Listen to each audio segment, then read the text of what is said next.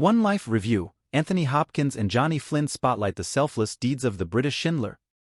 A stirring biopic covers two eras in the long life of humble British humanitarian Sir Nicholas Winton, who helped organize transports saving some 669 Czech and Slovak children in 1939. A classically crafted feature debut from veteran TV director James Hawes, Black Mirror. One Life intercuts two eras 50 years apart in the long life of humble British humanitarian Sir Nicholas Winton, 1909 to 2015, referred to by some as the British Schindler. The biopic serves as a testament to the power of good, with a prestige cast including a fine, understated Anthony Hopkins as the reflective, older Winton, still haunted by the tragic end to his plan to save European child refugees, and Johnny Flynn as his energetic younger self, who embodies the belief that if something is not impossible, then there must be a way to do it. Although the film as a whole struggles to match the poignancy of its finale, a recreation of a famous 1988 clip from the British TV program, That's Life, it nevertheless serves as an urgent reminder of the importance of individual action at a time when the world refugee crisis is at a scale not seen since the Second World War. In December 1938, Winton, known as Nicky, then a 29-year-old London stockbroker, visits Prague.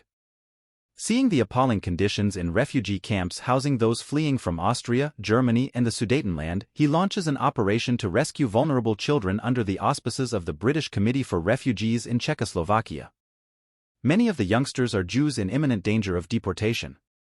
Before WW2 is declared on September 1, 1939, he masterminds 8 successful transports, bringing 669 Czech and Slovak youngsters to foster families in Great Britain.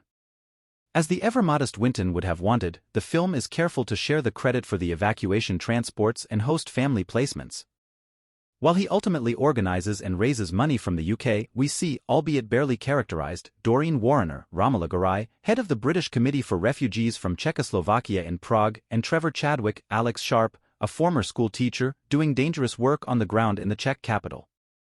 A more prominent figure in the film, finally receiving credit, is Nicky's mother, the tireless Babette Winton, tartly portrayed by Helena Bonham Carter, a German Jewish migrant herself, since converted to the Church of England. She gets some of the best lines, including crucial expository ones, such as when she shames a minor English bureaucrat by extolling what she sees as the British virtues of a commitment to decency, kindness and a respect for others. While the tense, action-oriented 1938-39 timeline is inherently more compelling because of the race to get all the moving pieces, the trains, the visas, the host families, the £50 per child bond, medical certificates, in place to transport the children out of Prague before the Nazis enter and the borders close, the 1988 section is slower and more contemplative.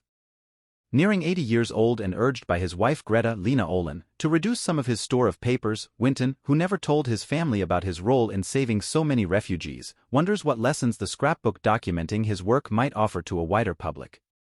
Strangely, for a script based on the book, If It's Not Impossible, by Winton's daughter Barbara, the portrayal of Nicky's Danish-born wife strikes an off-key note. Rather than a much-loved support, she comes across as a critical neat-nick-nag. Plus, the miscast Lena Olin, almost unrecognizable under a bad wig, looks so much younger than Hopkins that one might first assume that she's his daughter. Why did Winton never discuss his heroic acts prior to 1988?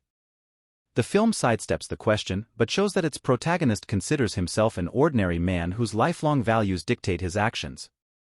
As we see when he meets his old friend Martin, Jonathan Price, the man who urged him to go to Prague in the first place, they are from a generation that rarely speaks about the past, much less the traumas they have seen or endured. This, in part, is what makes Winton's 2 appearances on That's Life so emotionally stirring. The past deeds that he has so long ignored reap a harvest of feelings guaranteed to draw a tear from even the hardest of hearts. Shooting on location in both the UK and Czech Republic, Helmer Hawes and his collaborators create strong period looks for each timeline, giving them each their own natural rhythm. Ace editor Lucia Zacchetti moves seamlessly back and forth between them while Volker Bertelmann's attractive piano and orchestra score is never overbearing.